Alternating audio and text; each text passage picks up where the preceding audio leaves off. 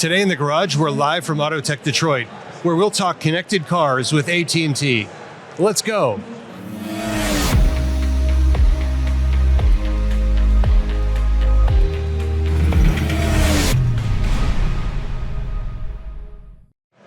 Welcome to the garage.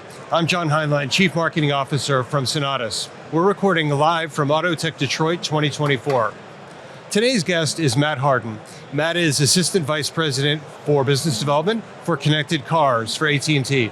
Matt, welcome to the garage. John, thanks for having me. It's great to be here. We always like to start by getting to know our guests. Tell us a little bit about you and your background. So after college, I had to serve back time to the Navy, and I was a Navy pilot, which I did that for 9 years. And after 9 years of serving our country, elected to leave active duty, and I started my career at AT&T.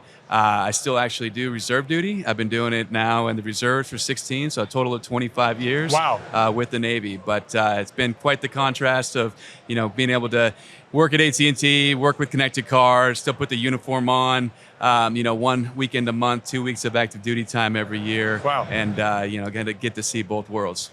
Well, thanks for your service. We always ask a fun fact about you that you kind of went right into that. And so you were a pilot in Afghanistan, I think you said? I flew, I got my wings right before 9/11, and Wow. then did a couple of deployments overseas in the early days of what was going on in Operation Enduring Freedom in Afghanistan. Spent time all through Southeast Asia, then back in Iraq and Afghanistan with Operation Iraqi Freedom. So that was when I was on active duty flying.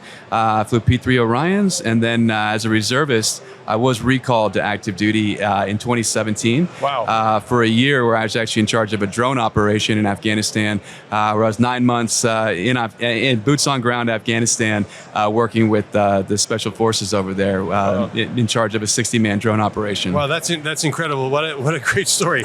Well, thank you for your service. Thank you. And I always like to say a fun fact about me to link to our guests. My dad was in the Navy many years ago. Not a pilot. He was actually on ship, but he's very proud of that background. And so I had to think about. I thought about that immediately when you mentioned that. It's great. We bleed blue and gold together, so I love that. So now tell us about your role at AT&T. AT&T is a huge sponsor of AutoTech, and connected cars is an important area for AT&T. Tell us about your focus. Yeah, so we started the Internet of Things Solutions Group back in around the 2014-15 timeframe, right when IoT was really becoming a buzzword, not only in automotive, but across the industry.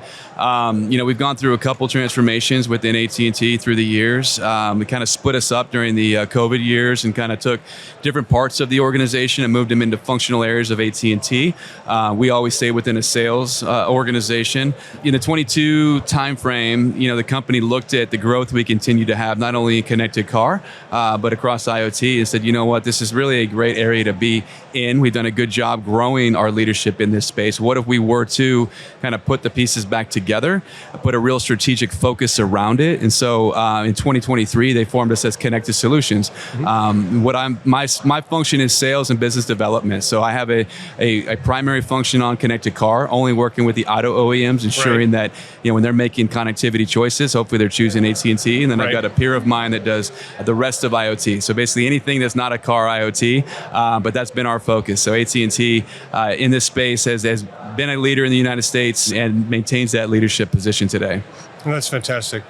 When you think about looking at it from an auto lens, what are some of the most important areas that you're providing service into vehicles? We talked in your keynote earlier, you were talking about over-the-air updates and so on. I'd love to get a sense of what you see the most important areas. Yeah, so for us, we want to enable the OEM to be able to provide the best customer experience. We want to not be a detriment to a great customer experience. At the end of the day, customers have a choice when they are purchasing a vehicle. Vehicle prices are not going down, they're only going up if you purchased one recently, but they're also putting a lot of really good tech in those vehicles to go along with that. So we want our connectivity to enhance those solutions, right? And so everything that we do is focused around not just being a pipe to the vehicle that can provide the safety, security, diagnostics of that vehicle, that really important important to the OEM, and then maybe deliver that, to a customer via a branded application.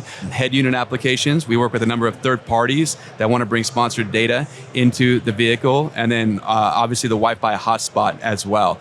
But as we look at 5G standalone, edge cloud compute, and I talked a little bit about it in my keynote, we're looking to enhance that experience, give the OEMs more visibility, more control, of the network and what the network can do for that vehicle. It is becoming a critical component. When you start talking software updates, there's going to be regular software updates that go out like an iPhone release. There's going to be mission critical updates that need to go out that can prevent recalls and safety incidents. And so we're trying to figure out how we can ensure all of that can happen, at all times for these OEMs. While at first glance, people might feel that the network connection to a vehicle is generic, the reality is with the new 5G networks, you have the ability to differentiate your services compared to classic networks. What are some of the ways that you're differentiating your services? Yeah, so we look at 5G. We're doing a lot to develop advanced network services that we're calling them, and we've got a product that we're really wrapping a few different things around called Network IQ. Mm-hmm. And one of those components is our AT&T mobile threat and anomaly detection, and I talked about it in the keynote today. Right. So that one's actually available on LTE today, right? So that's using AI machine learning to take a look at all the different access points into a vehicle and looking across, everything that's occurring and identifying any anomalies, right? And so it's important when you start looking at software loads on vehicles, APN mismatches. You can identify traffic down to application level, right? So it does these really great things that a lot of the OEMs are starting to ask for. We have to figure out collectively how we enable the software updates to occur, firmware, software, whether it's happening on a charger, at a home on a Wi-Fi, over the cellular network, they all need to be in play. We got to look at the 24-hour, 7 days a week, 365, but there's something that we collectively need to go figure out and how we can deliver this seamlessly and really not make it a concern, because today it's a huge, I think, stress and concern for a lot of OEMs. That's right. My existing vehicle, I won't name the brand, one of my existing vehicles, it's very fussy about getting its updates. You got to drive into the driveway and connect on Wi-Fi, but the reality is there's certain mission critical updates that have to happen sooner. One of the products that Sonatus launched recently is our Sonatus Updater product, which is, we believe, the industry-leading solution for vehicle OTA because it identifies, as you said, some of the unique requirements of vehicle OTA, which might be different than cell phones or other devices that get updates. Vehicles, sometimes they can be mission critical, but also they're not all created equal. And how do we make sure we're doing the right updates at the right time? So I think that's really important. Another benefit from 5G is it's a very dynamic network. You can provide, for example, extremely low latency and so on. Are you seeing there's much interest in that so far? Anytime you have a new technology, a new G that's introduced, there's a huge barrier to entry in terms of cost, right? And so we haven't seen the 5G adoption as quickly as what we had hoped and expected at this point. But the low latent applications, it's funny. We're still working with cloud providers. We're still working with the OEMs. We're still working internally. Everyone's really putting their heads together. There's some basic ones that exist today in terms of use cases. We haven't really landed on that killer app yet, right? That says, this is why I need an ultra reliable, ultra low latent network. We all believe there's going to be that killer app that's there. Yeah. We just haven't landed on it yet. Well, you mentioned in your keynote remarks earlier about V2X, vehicle to infrastructure, vehicle to vehicle. And you commented, which I think is exactly right, that there was a kind of an early excitement phase a few years back where there was a lot of work on that. It slowed a little bit, I think partially because of regulatory complexity. In my where I live, if I drive 5 minutes, I can go through 3 cities in 5 minutes. Yeah. Because it's a very high density area. And so dealing with the regulation there is a bit more complicated. But I do believe that V2X is a killer app. It's not going to be here tomorrow, but I think it will really help congestion, safety, awareness of how the vehicles are moving through a city that can be helpful. Yeah, no, you're absolutely right. And we do feel very strongly about cellular V2X, connected infrastructure, all those things. The regulatory component of that, I think, is a big hurdle that we still haven't quite figured out. A lot of cities, a lot of municipalities want to do this. They see the value of doing this. They're trying to figure out how they're going to pay for this. And so it's going to take government oversight. It's going to take public-private partnership. But we're working with a number of local cities and municipalities to go test out this technology. The beautiful thing is it works. Yeah. It does. And there's some great companies that are doing some really innovative and exciting things in this space. It's just, how do you take a small section of a city and now blow that out to a full city? Yeah. And then push that out onto roadways and all of that. So I think we'll see we're talking about autonomous a lot, right, around this show and in the keynote a little bit.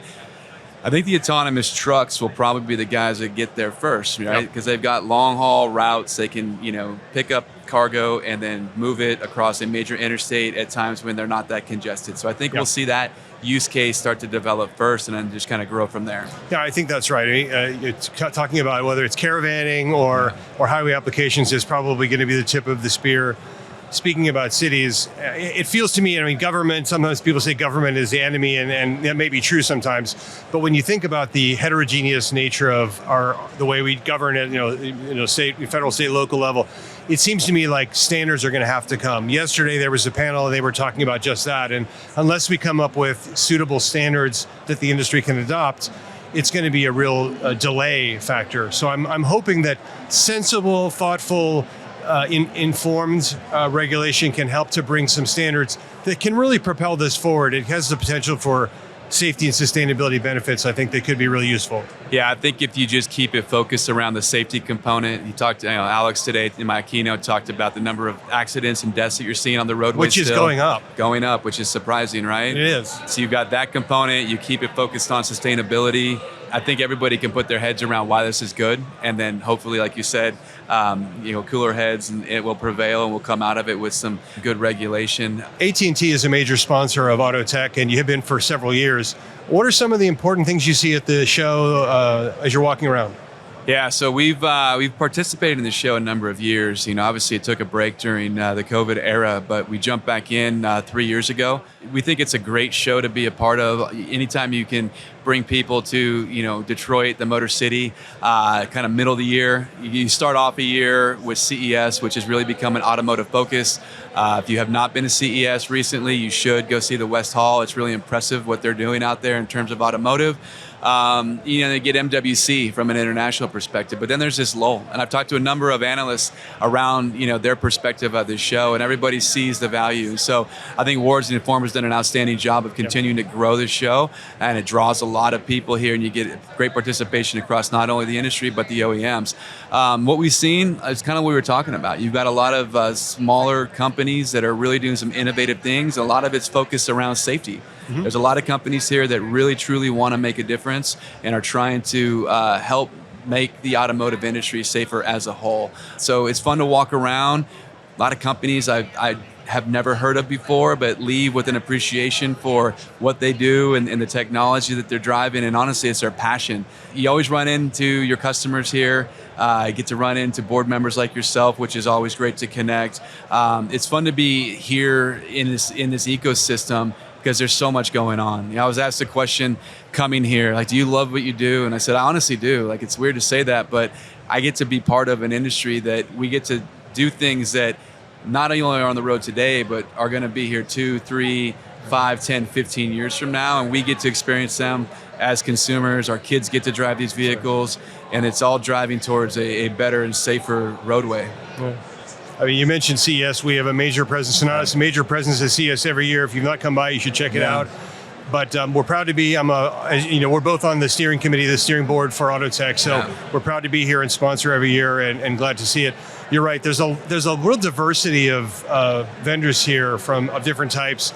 They also show off a lot of incredible OEMs. They have the world's best interiors, which I always like, and user interface. It's exciting to see how they're looking to evolve user interface for vehicles. Coming back to AT&T, I also want to mention, how important a partnership I think it is between Sonatus. One of the things we focus on is data. Mm-hmm. And so we see the network and the cloud by extension that data goes to as really important providers, both for safety as well as adding value to vehicles, improving quality of vehicles, improving services. So that's why we really wanted to have you on the podcast. And it was great to meet you. And I'm so glad for you spending so much time with us. Yeah, it's interesting. We're so busy, all of us, and trying to just go do the work and drive new business and deliver new solutions, that sometimes we kind of just, it's like two ships passing in the night, right? So we get opportunities like this to go, wait, there's a good intersection there in what you're doing, what we're doing. Like, we need to have these conversations. Let's get talking, right? And so that's why I feel it's important to come to these things and to continue to grow the network and understand what you guys are doing, and then look for ways that we can partner and hopefully continue to make it better. Absolutely. Hey, thank you for coming by and talking with us today. Yeah, thanks for having me. It's great to see you. I hope you're enjoying the episodes of The Garage from AutoTech Detroit. Stay tuned for more episodes to come in the future weeks. We'll see you again in another episode soon.